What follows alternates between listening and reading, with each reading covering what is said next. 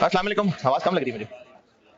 मेरी आवाज एंड तक आ रही है? ठीक कम है, आवाज कम है।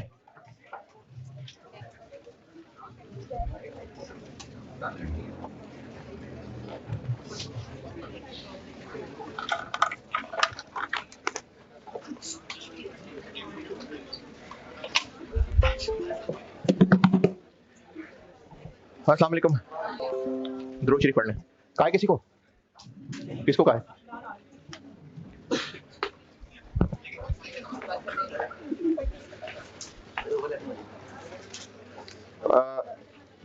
कमीशन वाला पॉइंट अगर आप चाहते हैं कि मैं रिपीट करूं तो वीडियो देखें, लाइक शेयर करें और वीडियो देखें, कमेंट करें, तो वो वीडियो जितनी दफा मर्जी देखें।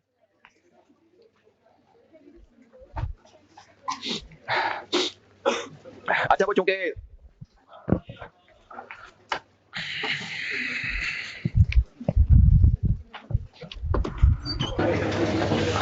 अच्छा, ये ना सवाल क्लास के बाद दोबारा मुझे याद कराना, क्योंकि मुझे बिल्कुल याद नहीं आ रहा है सवाल कि मैंने किस कॉन्टेक्स्ट में कहा होगा।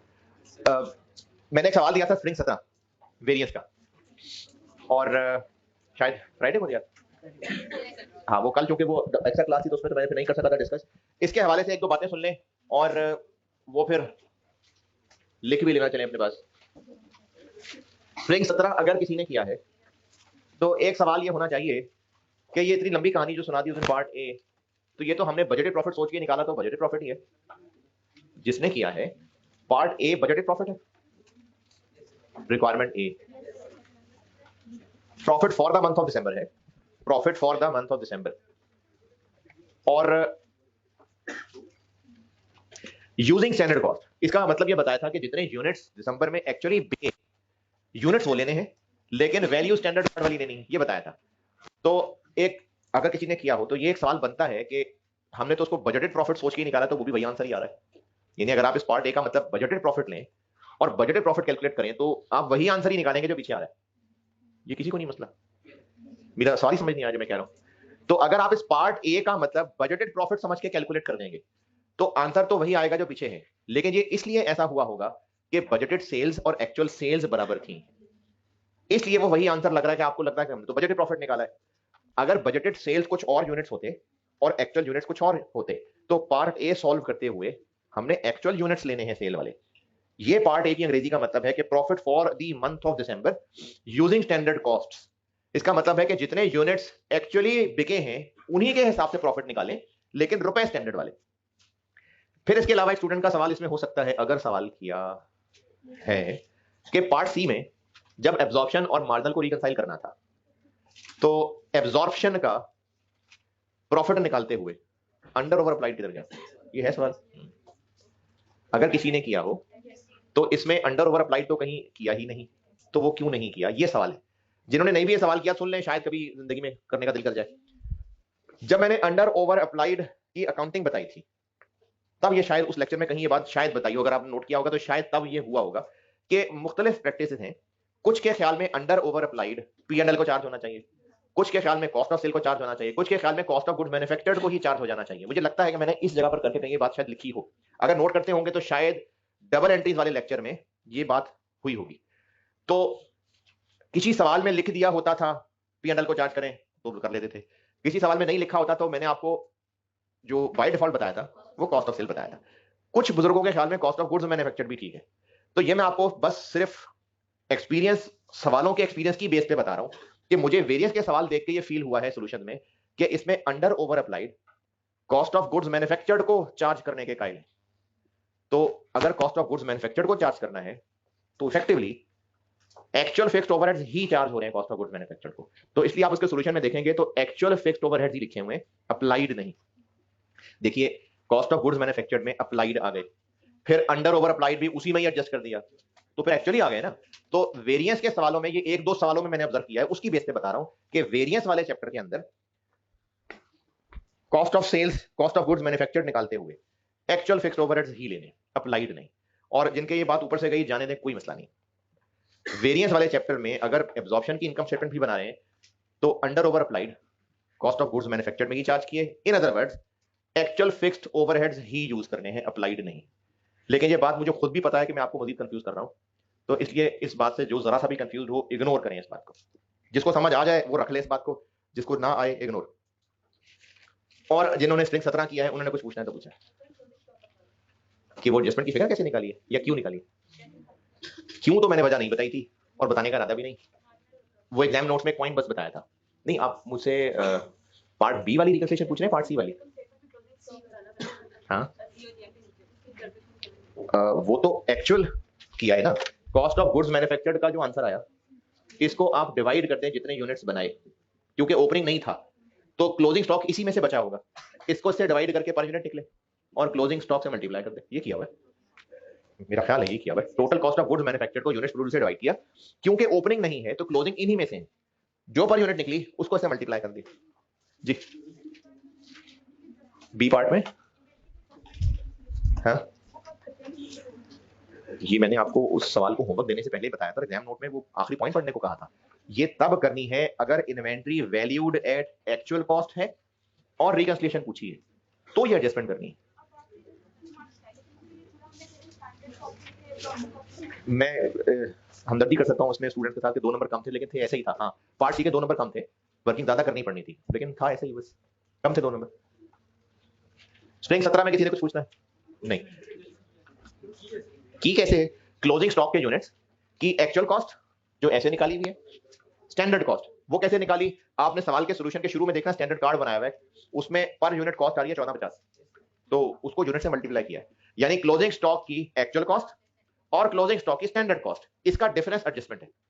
तो क्लोजिंग के यूनिट्स 1000 है शायद, 1500, तो उन 1500 यूनिट्स की एक्चुअल कॉस्ट ऐसे निकाली है और स्टैंडर्ड कॉस्ट निकाली है 1500 इनटू 1450, जो स्टैंडर्ड कार्ड से नजर आ रही है, तो ऐसे निकाली हुई एडजस्टमेंट की फिगर।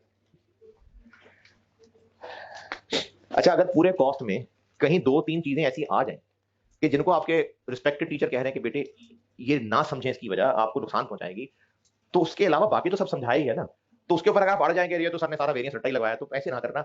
जो समझाने वाली बातें थी, मैंने आपको मल्टीपल प्रोडक्ट ब्रेक इवन बताना है, पहले सवाल कराऊंगा बगैर समझाए, एक बार जब फिगर सामने आ जाएंगे फिर उसकी लॉजिक भी बताऊंगा, और ना समझे लॉजिक तो करना तो वैसे ही जैसे तरीका बताया, तो समझाता तो सारा कुछ हूं, अगर किसी पॉइंट पे किसी वजह से रोक लेता हूं तो बस सब्र करके आगे बढ़ जाया करें।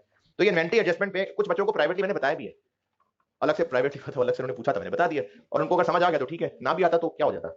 तो इसलिए जिस चीज को लॉजिक ना बता रहा हूं तो वो मेरी सुस्ती नहीं होती है या मेरे इल्म की कमी नहीं होती है, वो बस आपके भले के लिए नहीं बता रहा होता।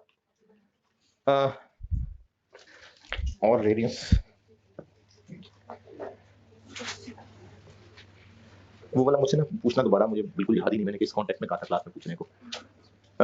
वेरिएंस का आप एक और कर दें, बल्कि दबा करें, बहुत है वेरिएंस, बहुत है ना। वैसे ही जितने कोई आपको उसमें नजर आ रहे हैं अन किए वो कर दें।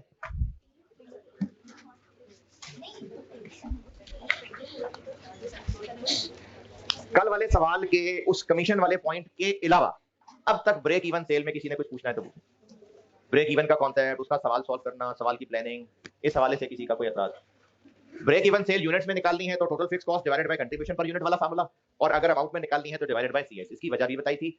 और सवाल प्लान कैसे हो रहा है, सवाल की शुरू से लेके एंड तक पढ़ के टोटल फिक्स कॉस्ट ढूंढ के निकाल ली, फिर उसके बाद कंट्रीब्यूशन निकाली और फार्मूला लग गया। जो कमीशन वाला पॉइंट है ना, एक तो वो वीडियो बार सुन लें जितनी बार सुननी है, फिर आगे एक और सवाल मैंने कराना है, और बल्कि हाँ वो कल उसकी बारी है, तो उसमें भी उसी तरह का पॉइंट टेस्ट हुआ था, तो एक बार फिर से वो पॉइंट डिस्कस हो जाएगा। उस कमीशन वाले पॉइंट के अलावा और बेटे कल वाली क्लास में से कुछ पूछना है तो पूछें। अगर एक बिजनेस बेचता है प्रोडक्ट्स एक से ज्यादा,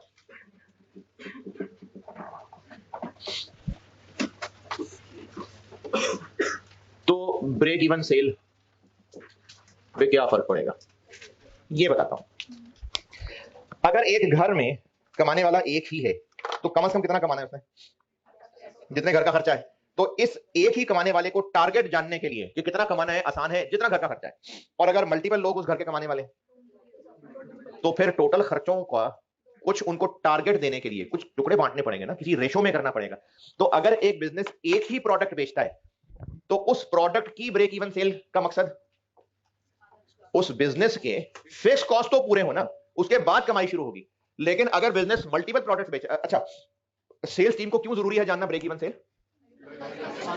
ताकि उनको पता तो चले कि कम से कम कितना बेचेंगे तो घर हमारा काम चलेगा। अगर मल्टीपल प्रोडक्ट्स हैं तो सब प्रोडक्ट्स की एक ही सेल्स टीम होती होगी, अलग अलग हो सकती है, तो उनको अलग अलग टारगेट देने हैं, या बस उनको कहते हैं बस किसी तरह 400 मिलियन की सेल कराओ पूरे बिजनेस की, अलग अलग।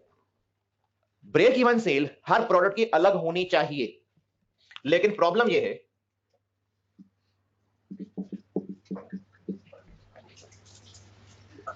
थोड़ी सी कहानी लिखी देता हूं इंग्लिश में।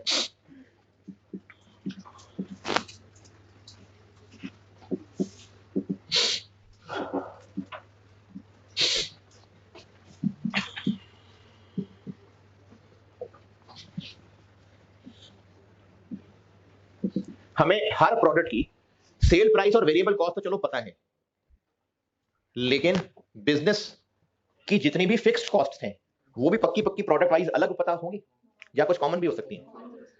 लेकिन अगर हर प्रोडक्ट की फैक्ट्री अलग है तो फिर सारी फिक्स कॉस्ट हर प्रोडक्ट की अलग अलग पता चल गई, सारी फिक्स कॉस्ट फिर अलग अलग फैक्ट्री है। अरे कॉस्ट सिर्फ फैक्ट्री की थोड़ी होती है भाई, एडमिन सेलिंग नहीं होती, तो ऑफिस तो एक ही होगा, हेड ऑफिस तो एक ही होगा, तो हर प्रोडक्ट की अलग अलग फिक्स कॉस्ट कंप्लीटली सेपरेट नहीं हो सकती, कॉमन भी होती हैं। तो प्रॉब्लम ये आएगी कि खर्चे हैं कॉमन, लेकिन टीम्स को ब्रेक इवन सेल अलग अलग बतानी है। ये मसला है कि खर्चे कॉमन है, और जो मैंने मिसाल शुरू में दी थी, मेरी आवाज ठीक आ रही है तक? मुझे लग रहा है गूंज रही है, या ठीक है आवाज सबको आ रही है? अच्छा वो कुछ बच्चे अलग अलग से करके पूछ ही रहे होते हैं, तो मैंने कहा चलो अभी उम्मत को सब कुछ बता देता हूं। ये जो क्लास टेस्ट, होमवर्क, ये सब तो एक सिस्टम का फ्लो चल रहा है। उसके बाद एक पेपर होता है मॉक, आपने शायद नाम सुना हो, और सारे कॉलेजेस में होता है, सारे सब्जेक्ट्स में होता है। तो उसके हवाले से बच्चे अक्सर सवाल पूछा करते हैं कि मॉक देना चाहिए नहीं देना चाहिए। तो उनको मैं जनरल मशवरा दे देता हूँ, क्योंकि आजकल वो एडमिशन चल रहे थे तो वो आई थी कि बच्चों को बता दें, बच्चों के सवाल है। तो इसमें मैं आपको बिल्कुल फ्रेंकली स्पीकिंग ये नहीं कहूंगा कि मॉक नहीं दिया तो जिंदगी बर्बाद हो जाएगी, मॉक नहीं दोगे तो पास हो ही नहीं सकते, मैं ये जुमला तो नहीं बोलूंगा। लेकिन मॉक की इंपॉर्टेंस है बहुत ज्यादा इसलिए है कि आपने अब तक टेस्ट दिए होते हैं सब्जेक्ट वाइज, जिन्होंने भी दिए होते हैं, तो वो जब उसका टॉपिक वाइज, तो जब उसका वो सवाल सॉल्व कर रहे होते हैं तो उनको पता होता है कि चैप्टर का सवाल है, पता होता है, तो वो अपने दिमाग में इतने सारे नॉलेज में से ढूंढते ही सिर्फ उस चैप्टर की चीजें हैं और फिर उसके हिसाब से सवाल सॉल्व कर देते हैं। जब होमवर्क कर रहे होते हैं, जो कर रहे होते हैं, जब क्लास में जो टॉपिक पढ़ाया है उसी का ही होमवर्क दिया होता है, और जो क्लास में सवाल किया होता है उससे मिलता जुलता ही दिया होता है, तो भी बहुत सोचना नहीं पड़ता। लेकिन जब मिड टर्म देते हैं तो समझना पड़ता है कि कौन सा टॉपिक का सवाल है। लेकिन उसका एक बड़ी वीकनेस ये है कि आपका जो मिड टर्म हुआ था तब तक तगड़े चैप्टर तो कराए नहीं थे मैंने, तो तगड़े चैप्टर्स का भी तो कुछ करना है ना, तो उसके लिए होता है मॉक। अगर आप अच्छी तैयारी कर लेंगे और मॉक को भी टारगेट करेंगे तो उस कंप्लीट पेपर 3 घंटे के सॉल्व करने की एक प्रैक्टिस आ जाएगी। नहीं तो चलो एक अटेम्प्ट लेके प्रैक्टिस कर लेना, वो भी एक ऑप्शन मौजूद है। तो एक तो मॉक देने से वो 3 घंटे की प्रैक्टिस मिल जाती है, और उसमें ये ढूंढना कि कौन सा सवाल किस टॉपिक का है, ये भी प्रैक्टिस चाहिए होती है, उससे पहले ये हुई नहीं होती पूरे सेशन में। एक तो ये बड़ा फायदा होता है। दूसरा बड़ा फायदा ये होता है कि आपने चाहे आप ना भी हो ना अच्छे बच्चे पढ़ने वाले, फिर भी एक इंसानी फितरत है, नहीं एक स्टूडेंट की फितरत है कि जब वो पेपर देने का फैसला कर ही लेता है, थोड़ी बहुत तो तैयारी करने की कोशिश करता है। तो जब आप मॉक देने का फैसला कर लेंगे और मॉक देने लगेंगे, एक वीक का गैप होता है, 10 दिन का, को हफ्ता 10 दिन का गैप है आईकैप के एग्जाम से पहले, यानी फरवरी के एंड में होंगे नहीं, तो आप एक फुल सब्जेक्ट की तैयारी करेंगे एक दफा, तो वो आईकैप के एग्जाम से पहले एक फुल रिवीजन का मौका मिल जाता है। तो इसलिए ये दो फायदे ही इतने बड़े हैं कि इसलिए अगर आप सुस्ती कर रहे हैं ना, तो मेरा मशवरा यह है कि आप मॉक जरूर दीजिए, जरूर। लेकिन कुछ स्पेशल केसेस हो सकते हैं, वो अलग से इस पे मशवरा पूछना। कुछ होते हैं बच्चे वो यहां से चले जाते हैं या उनके पढ़ाई के हालात बहुत डिफरेंट होते हैं, कुछ स्पेशल केसेस हो सकते हैं, वो बेटे अलग से मशवरा करना, वो उसके हिसाब से मशवरा दूंगा। जनरल मशवरा मॉक देने से बहुत फायदा है, जिसमें से 2 बड़े फायदे बताए मैंने आपको। एक, पूरे पेपर की तैयारी एग्जाम से पहले एक फुल रिवीजन हो जाती है, और 100 नंबर का पेपर करते हुए ये फैसला करना कि कौन सा टॉपिक का सवाल है, वो उससे पहले नहीं हुआ होता। तो ये 2 बहुत बड़े फायदे हैं। इसके अलावा अगर आपने कोई कंफ्यूजन पूछनी है तो चले वो भी पूछ लें, मैं बता ही देता हूं आपको। मॉक से रिलेटेड किसी को कोई फीस का ना पूछना, वो मुझे इस तरह की बातें मुझे नहीं पता होती, वो मुझसे यहाँ ना पूछे। हाँ, किसी ने अगर ये जज्बात का इजहार करना है कि ये तो मुफ्त होना चाहिए, तो फिर वो ये भी कह सकता है साथ साथ मिल्कशेक का ग्लास भी बड़ा मिलना चाहिए। जब हम मॉक देने आए तो हमें यहाँ पर शुक्रिया के साथ फूल भी देने चाहिए, पिक एंड ड्रॉप भी मिलनी चाहिए, कॉफी मिलनी चाहिए, जाते हुए बस का टिकट भी देके भेजना चाहिए। तो इसलिए ये सवाल ना करें, सिर्फ मॉक की इंपॉर्टेंस के हवाले से जो पूछने बेटे पूछे। चले ठीक है, मेरी तरफ से 2 बड़े फायदे बताने थे, वो मैंने आपको बता दिए। तो बाकी अब जो भी उसका तरीका है वो आप इन लोगों से पूछें और कर लेना, करना होगा तो ठीक है।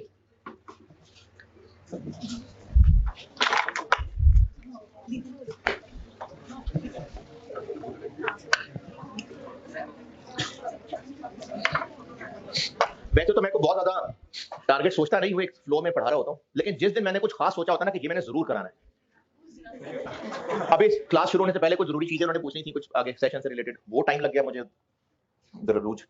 फिर यहाँ ये मसला हो गया माइक का, अब माइक से हटके मॉक का मसला हो गया। नहीं करा रहा हूँ आपको सिर्फ ये बता रहा था कि वो घड़ी को ना देखिए।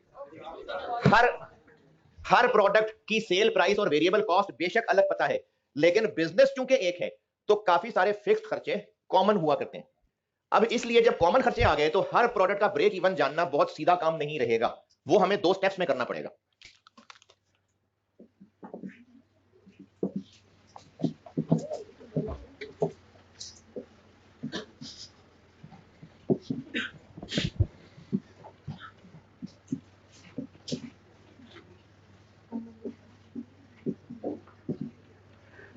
बेशक हर प्रोडक्ट की सेल वेरिएबल कॉस्ट पता है, लेकिन फिक्स्ड खर्चे काफी सारे कॉमन भी होते हैं।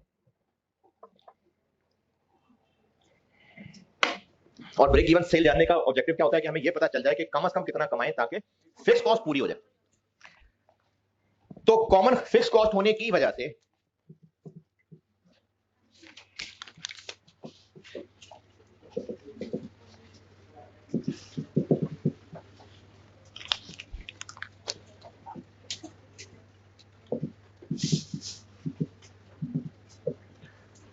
हमें इवेंचुअली चाहिए तो प्रोडक्ट वाइज ब्रेक इवन क्यों जानना चाहते हैं?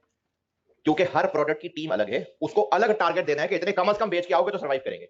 तो जाननी तो अल्टीमेटली प्रोडक्ट वाइज सेल है, लेकिन खर्चे कंबाइन होने की वजह से ये ब्रेक इवन 2 टुकड़ों में कैलकुलेट करना पड़ता है।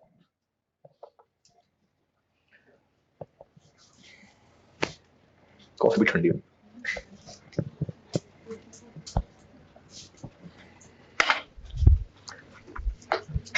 एक स्टेप है हम लोग कैलकुलेट करेंगे कंबाइंड ब्रेक इवन सेल। क्या लग रहा है नाम से? Combined break even sale. जो इस फार्मूले का आंसर आएगा वो सब की सेल्स की टोटल होगी कंबाइंड ब्रेक इवन सेल। और जब कंबाइंड ब्रेक इवन सेल निकाल रहेंगे तो फिर इसको हम लोग तोड़ के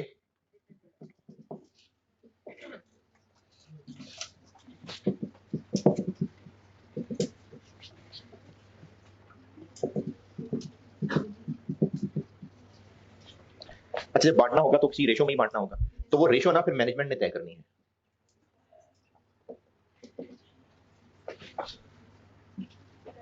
वो मैनेजमेंट की मर्जी है कि वो क्या रेशो रखना चाहते हैं, आपके लिए कौन डिसाइड करेगा? सवाल वाला। तो वो सवाल में बताई होगी, उसकी गाइडेंस होगी। तो ब्रेक इवन अगर एक से ज्यादा प्रोडक्ट्स हो तो ब्रेक इवन निकालनी तो इवेंचुअली हर प्रोडक्ट की अलग है, लेकिन खर्चे कंबाइन होने की वजह से 2 हिस्सों में कैलकुलेट करना पड़ता है। पहले कंबाइन ब्रेक इवन सेल निकलेगी, फिर उसको हमें बांटना पड़ेगा, तोड़ना पड़ेगा प्रोडक्ट वाइज में। अभी मैंने ना इसकी यूनिट्स और रेवेन्यू नहीं कहा, बस ब्रेक इवन सेल कह रहा हूं।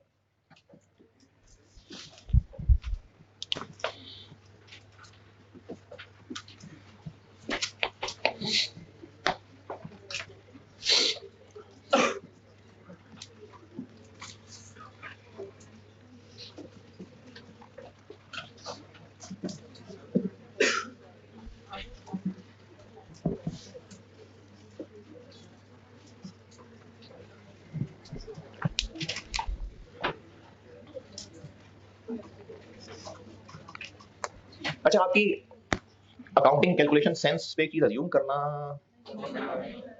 नहीं। अच्छा चलिए मैं पूछ लेता हूं आपसे, आपको मेरा ख्याल है वैसे कि सबको पता होगा, बस तसल्ली के लिए मैं पूछना चाह रहा हूं। प्रोडक्ट ए के 400 यूनिट्स बेचे और प्रोडक्ट बी के 800 यूनिट्स बेचे, तो इनकी रेशो 1:2 की रेशो 1 और 2। ये एक 100 रुपए का था, ये भी एक 100 रुपए का था, तो रेवेन्यू बन गया 40,000 और 80,000। तो रेशो वही है, यानी यूनिट्स की रेशो और रेवेन्यू की रेशो सेम है ना।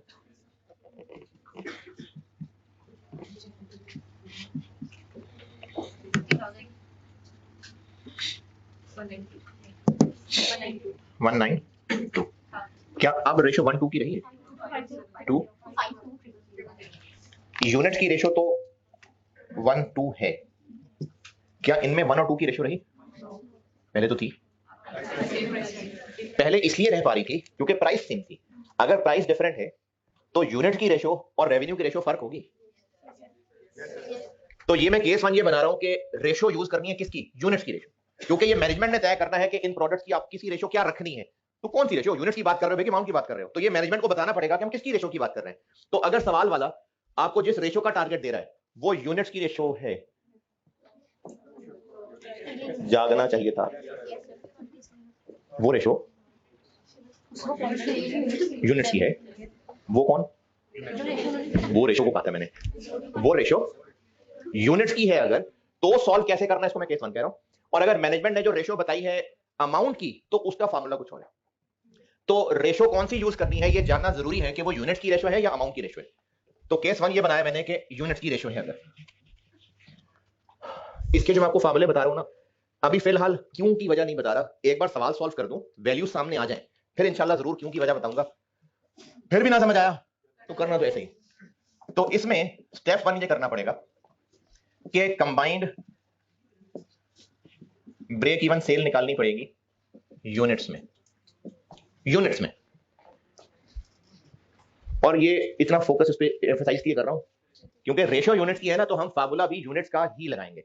तो कंबाइंड ब्रेक इवन सेल निकलेगी यूनिट्स की, और अगर ब्रेक इवन सेल निकालनी हो यूनिट्स में तो फार्मूला क्या होता है, total fixed cost divided by contribution per unit. तो अब तो मल्टीपल प्रोडक्ट्स हैं तो दोनों की कंट्रीब्यूशन पर यूनिट को ऐड कर दे, नहीं फिर कौन सी वाली को यूज कर। हाँ तो बस यही बात है ना कि भी आपको समझा नहीं था, बस सिर्फ फार्मूला बता रहा हूं। हम यहां यूज करेंगे वेटेड एवरेज। और क्यों वेटेड एवरेज करना है ये मैं आपको सवाल सॉल्व करने के बाद जरूर उसकी लॉजिक समझाने की कोशिश करूंगा। Weighted average contribution per unit, single product के सवाल में यूनिट्स का ब्रेक इवन निकालने का फार्मूला ये था ना, तो मल्टीपल प्रोडक्ट्स में हमें contribution per unit weighted average लेनी होगी।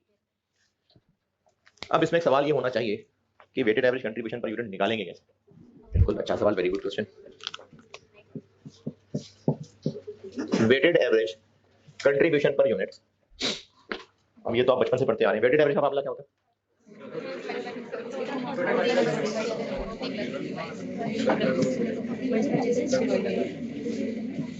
ये नहीं पता, ये पता है ना, summation W X over summation W सबको।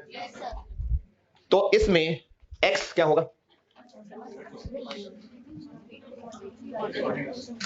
एक्स क्या होगा,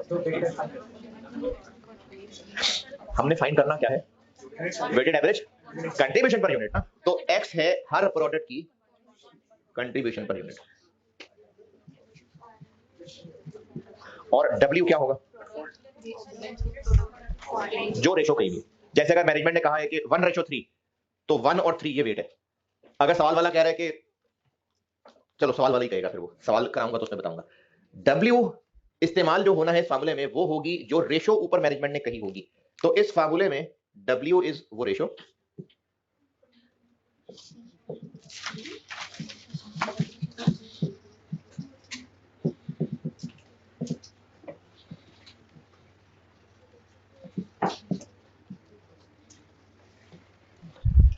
ये बात दोबारा सुने, हमने ब्रेक इवन यूनिट्स का फार्मूला ये लगाना है तो कंबाइंड ब्रेक इवन निकलना है।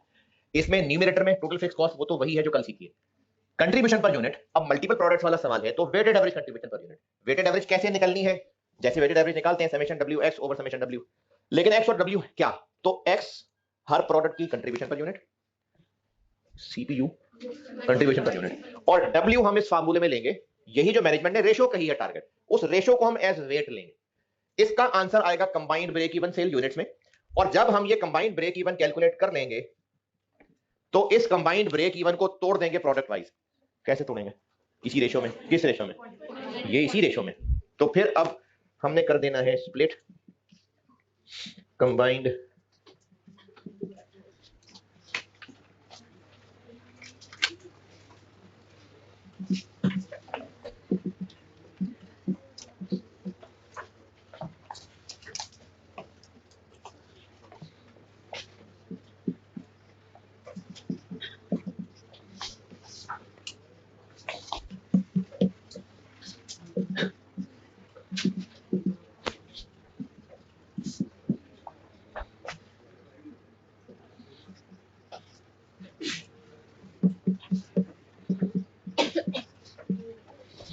स्टेप 1 में कंबाइंड ब्रेक इवन यूनिट्स में इस फार्मूले से कैलकुलेट होगा जिसमें units sorry contribution per unit का वेटेड एवरेज, और वो वेटेड एवरेज करना कैसे, ऐसे एक्स कंट्रीब्यूशन पर यूनिट हर प्रोडक्ट की और डब्ल्यू ये रेशो। जब इस फार्मूले से कंबाइंड ब्रेक इवन सॉल्व हो जाएगा तो फिर इस आंसर को हम प्रोडक्ट वाइज में तोड़ेंगे और इसी रेशो में ही तोड़ेंगे जो ऊपर स्टेप 1 में यूज की। ये है अगर सवाल में रेशो यूनिट्स वाली इस्तेमाल करनी है तो।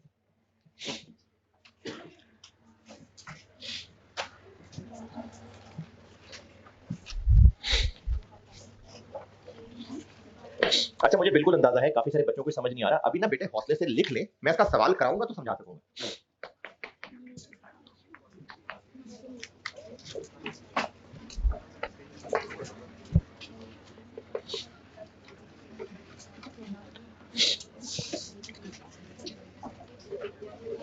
हटा दूं? आप तो दोबारा ही लिखेंगे।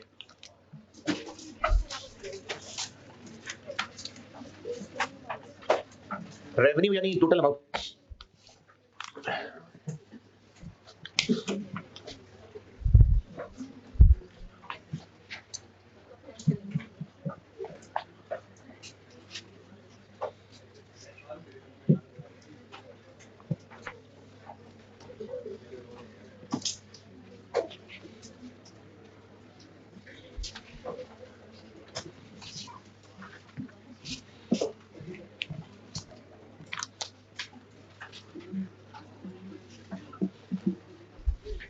ब्रेक इवन सेल का अगर अमाउंट का फार्मूला हो तो क्या होता है, total fix cost divided by CS. Multiple products है तो डिवाइडेड बाय किसकी, सीएस, वेटेड एवरेज सीएस।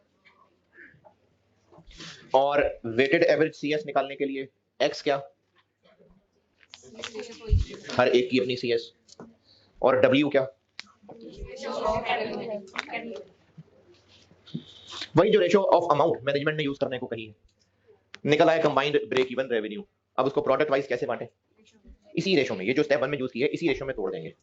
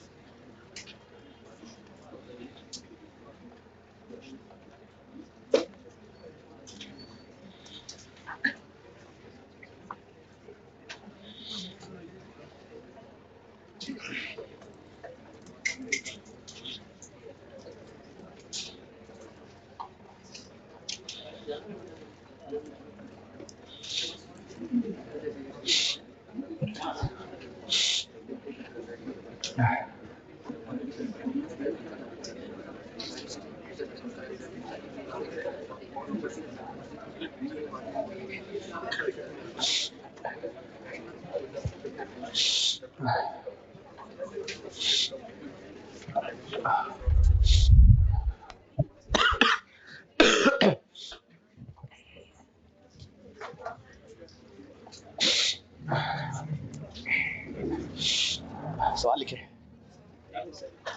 निकालनी अभी लिखे।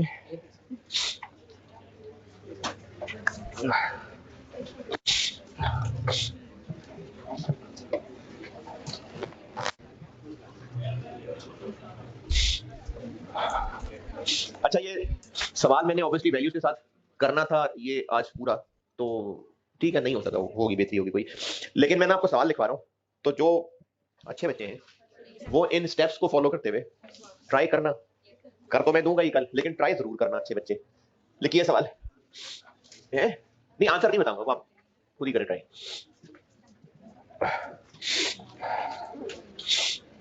हाँ जी लिखाओ। Following information is extracted from budget. Following information is extracted from budget for 2024। 2024 का बजट है, उसमें से कुछ इंफॉर्मेशन है जो दे रहा हूं। एक है total fixed cost for the year 420,000, 4,20,000 रुपए।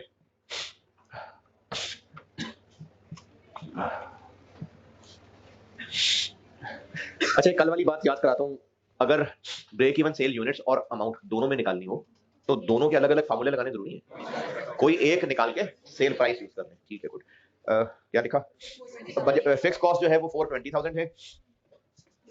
उसके बाद लिखिए प्रोडक्ट वाइज इंफॉर्मेशन। ये बजट का ही बता रहा हूँ, सारा बजट इंफॉर्मेशन दे रहा हूँ। एक मैंने बताई है टोटल फिक्स कॉस्ट, और अब बता रहा हूँ प्रोडक्ट वाइज इंफॉर्मेशन। उसमें मैं आपको बताऊंगा 4 चीजें: product, sale price, variable cost per unit, product, sale price per unit, variable cost per unit और टोटल सेल्स रेवेन्यू। 4 चीजें बताने लगा हूं प्रोडक्ट वाइज में: product, sale price per unit, variable cost per unit और टोटल सेल रेवेन्यू। तो product कर लें ए और बी। प्रोडक्ट में ए और B. Sale price per unit लिखे 80 और 40, 80 रुपए और 40 रुपए। वेरिएबल कॉस्ट पर यूनिट लिखे 68 और 30, 68 और 30, 68 और 30। और टोटल सेल्स रेवेन्यू लिखे 24 लाख यानी 2.4 मिलियन रुपीस और 36 लाख 3.6 मिलियन। ये इन दोनों प्रोडक्ट्स की सेल्स बताइए। बजटेड यूनिट्स भी निकाल सकते हैं, कैसे? रेवेन्यू को सेल प्राइस से डिवाइड करना है। ठीक है, अब आपसे रिक्वायर्ड है product wise break even sale, product wise break even sale units में भी और रेवेन्यू में भी। Product wise break even sale units में भी, रेवेन्यू में भी फॉर 2024। if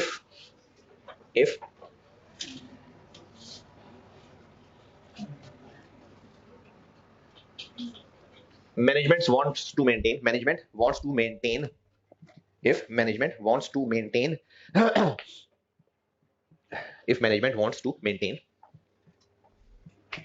मेंटेन के बाद दोनों के कॉलम।